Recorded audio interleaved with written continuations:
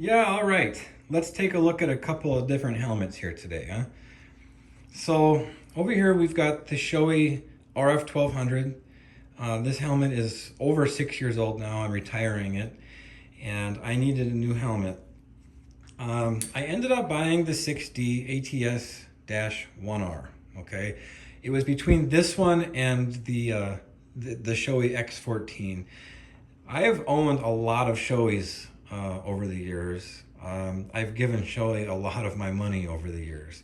And the reason that I went with the 6D is because I wanted to try something different. I wanted to try something new. I guess the biggest question, because nobody around me stocks any of the 6D street helmets. So I guess some of the biggest questions that I had were in regards to the quality between this and this. And well,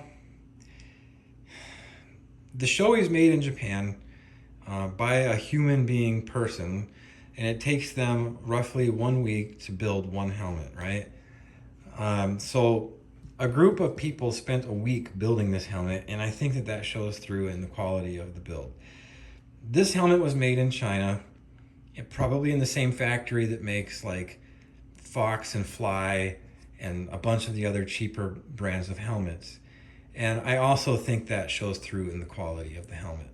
And that's not to say the 6D is a bad helmet, because it's not. But my biggest question was in regards to quality between the two, considering the price of the 6D is actually more than the Shoei RF1200 and roughly in line with the Shoei X14.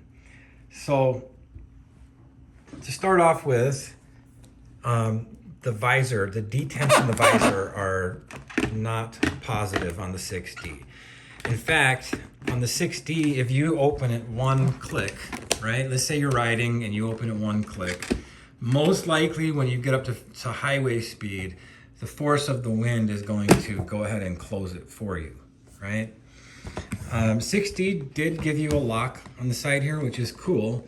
And if you push down on the lock, it actually slightly cracks the visor, right? And if you push up on the lock, it locks it down. See? Another cool thing is if you crack it one click and then come over here and lock it, it won't open it will not open past that. That said,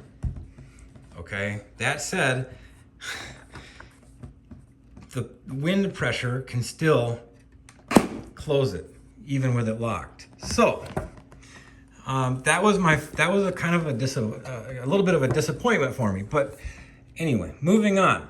Another thing that happened with this helmet is directly out of the box, the lock wasn't working. Okay, so I had to, I bought this locally, and the shop owner ordered 2 of these in. And he ended up taking the mechanism off of one and putting it on this one to fix that issue. That said, for the price, probably shouldn't be having problems like that directly out of the box. So, moving over to the RF1200. The detents on this are strong. The visor is strong. It's not flimsy. You can open it one click and it will stay at one click until you move it, right? You can open it 4 clicks and it'll stay there until you move it. The visor on this is much higher quality. Moving to the inside of the helmet. So the material and craftsmanship inside of the 6D is not bad. It is not up to the same quality that I'm gonna see in my Shoei. For example, the foam padding on the cheek padding and stuff, it doesn't feel the same quality. It just doesn't. It doesn't feel like it's gonna last 5-6 years. It feels like it's gonna start deteriorating in a year or two. Like the little snap on the strap is plastic on the 6D, whereas on the Shoei the snap is metal. This 6D is FIM certified, which I think is super cool. Another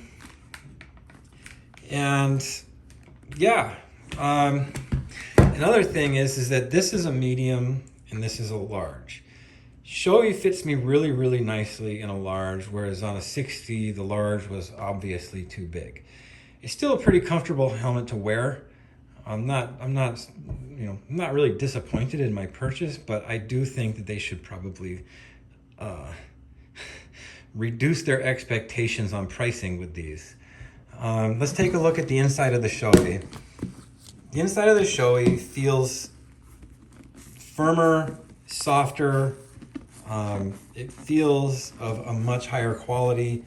The materials, the strap, for example, is thicker on this helmet. On the 60, the strap is like really, really thin seatbelt material, right? And then like these little comfort liners on that go underneath the strap up against your chin.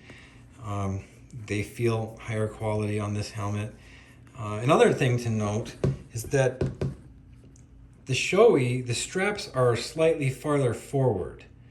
On the 60, the strap is like sort of right at my neck, whereas on this helmet, it is like maybe a couple of centimeters in front of my neck. Another thing to note is that if you have a Shoei or if you buy a Shoei, it seems like they are consistently and constantly out of the various sizes of cheek padding and liner padding, right? So maybe you want to snug up your fit a little bit. Well, it might be difficult for you to find pads for these because I swear to God, they're constantly out of stock everywhere, constantly. The weight between the two helmets is pretty much the same. There's really not even a reason to talk about that. So which brings me to my purchase of the 60. So I have given Shoei a lot of money in my lifetime, and I mean a lot. I have this RF1200 in the garage right now. I have a Neotech 2, and I just wanted to try something different.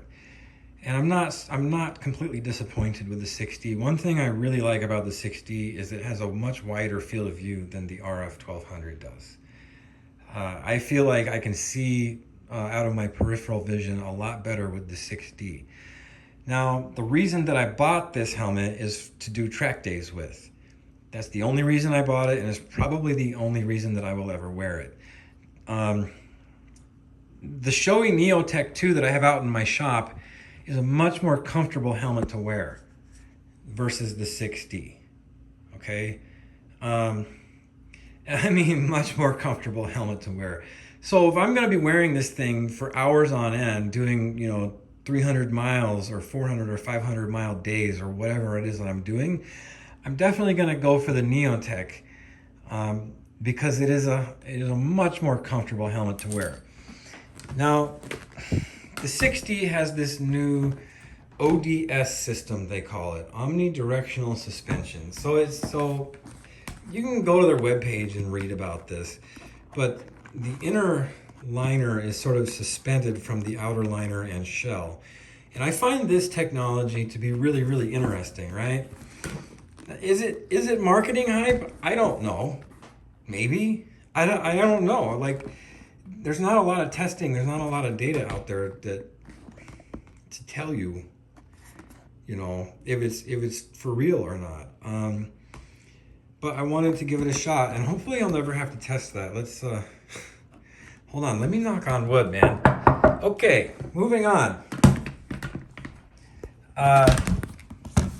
So there you have it.